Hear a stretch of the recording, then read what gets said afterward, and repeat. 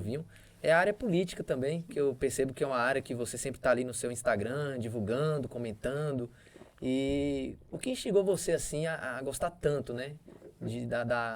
De analisar a política, talvez querendo fazer a diferença. O que motivou você a estudar mais? Porque como bom brasileiro, a gente gosta muito de futebol, muitos gostam de religião, mas falou que é política, parece que o brasileiro não gosta muito de escavar, de estudar, de buscar saber os porquês de tudo que está acontecendo.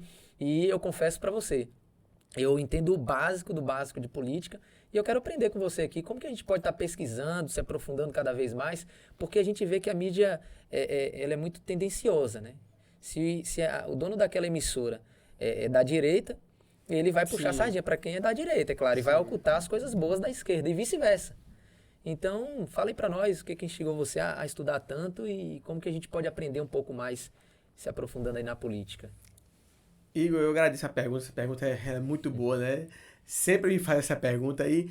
O primeiro ponto é o seguinte, eu tive uma influência familiar muito grande, né? Meu pai, ele, além de ser advado, ele... Você vê que o pai dele influenciou, né? Ele falou que não, mas teve uma certa influência na área do direito. Sim, em vários também aspectos, na política. né? Nós vamos falar um pouco sobre isso mais à frente, mas o fato é que meu pai foi prefeito 2 vezes, de uma cidade aqui próxima, né? Guaratinga.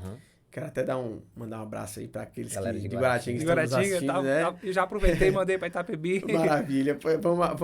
Vamos abraçar a região, né? E meu pai foi prefeito de Guaratinga 2 vezes, vice-prefeito 1 vez, minha avó foi vereadora.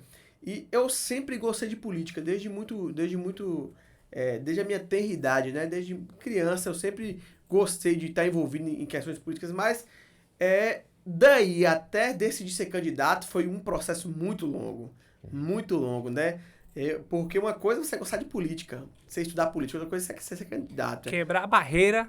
É uma coisa completamente diferente. Nós temos o grande problema no Brasil, um dos grandes problemas das pessoas que se envolvem com política no Brasil é que às vezes você tem pessoas que têm um conhecimento muito bom de política, mas elas não entendem nada de processo eleitoral, que é algo completamente diferente, entendeu? Então eu sempre gostei de política. Creio que por essa influência, né, que eu tive dentro de casa ali, eu sempre gostei de estudar, de me envolver em questões políticas, mas até decidir ser candidato foi um processo. Então, eu creio que o primeiro contato meu com a política foi mesmo através ali do meu pai ali e da minha avó, né, como foram pessoas que ocuparam um cargo eletivo na cidade. Então, desde pequeno você já vai escavando, estudando, né? Pela Isso, exato. Então, aí você levantou outras questões, né? Que quando você fala que você sabe o básico de política e você percebe, às vezes, uma tendência muito grande dos veículos de informação, né? E a gente é bastante influenciado por esses meios. Então, quando a gente pode saber que, de fato, aquele meio está falando a verdade, porque ninguém que apoia algo, seja na área da política, na área da religião, vai dizer assim, olha gente, eu apoio esse lado porque esse lado é o lado da mentira. Ninguém fala isso. Todo mundo apoia o que ainda apoia. Que crê não fala, né? Né? Então, como que a gente pode realmente ir em uma fonte que, vamos dizer assim, seja neutra? Porque nenhuma fonte é neutra, mas que não seja tão tendenciosa para o lado dela, né? Há quem defenda que todos devemos gostar de política. Eu não penso isso. Eu não penso que você deva gostar de política. Eu penso que você deva ser informado, que você deva se... eu penso que você não pode ser um ser humano em que você é levado de um lado para outro como as ondas do mar. Você precisa ter base sólida sobre determinados assuntos, que uma base que permita você tomar decisões. Né? E você não precisa gostar para poder fazer isso. Quem só faz o que gosta são meninos e meninas, né? Pessoas maduras, elas não fazem o que gostam, elas fazem o que deve ser feito. Então, quando se trata de política, é da mesma forma. Se você não se interessar por ter essa base, né, e desenvolver um pensamento político, as pessoas farão isso por você.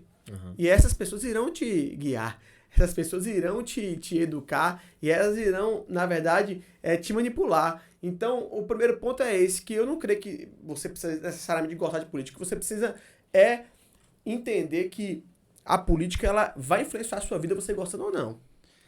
E atualmente, com o poder e o potencial das mídias, o WhatsApp e outras redes sociais aí, a política tem sido difundida com muita força e se tornou uma preocupação, né? Até mesmo o uso dessas redes sociais pela questão das fake news. Isso. E aí você falou da importância, mesmo que você não goste de política, que você se considere apolítico, de ter o conhecimento sobre, ou pelo menos do conceito básico do que é política. Perfeito.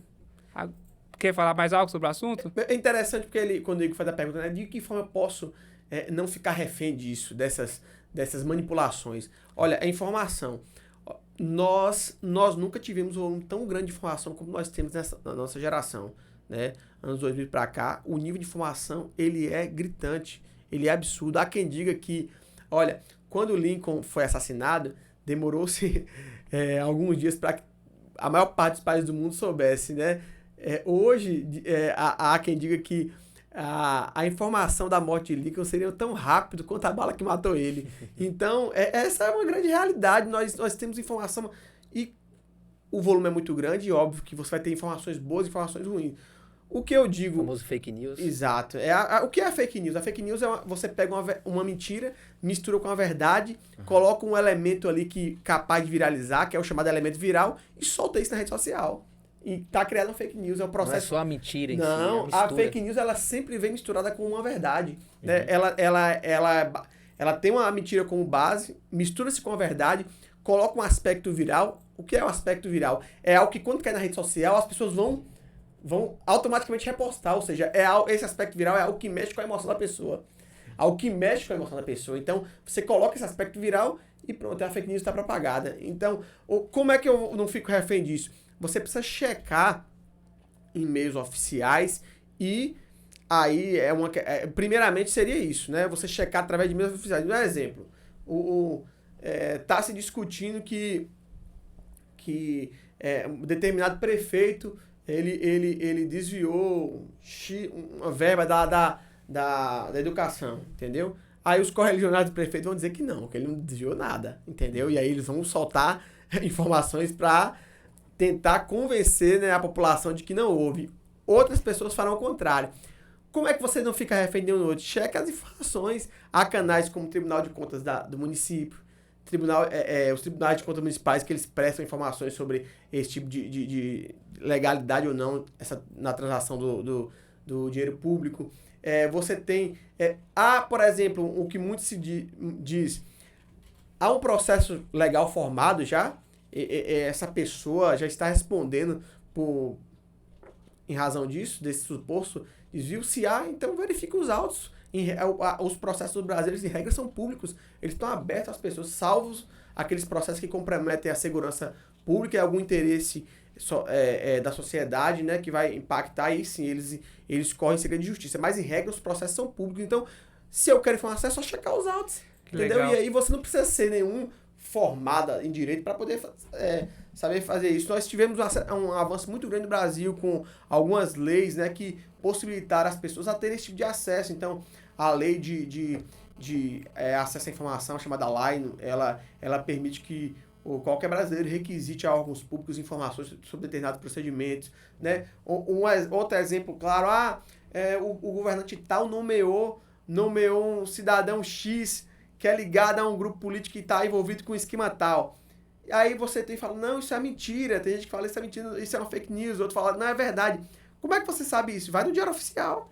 Lá no Diário Oficial vai estar lá se realmente houve essa nomeação ou não. Então, Igor, esse é um processo. Agora, é óbvio, esse caminho é muito mais difícil. Porque isso às vezes dá trabalho você fazer esse tipo de processo. E as pessoas não querem ter esse trabalho. Elas preferem acreditar naquilo que qualquer pessoa solta na internet.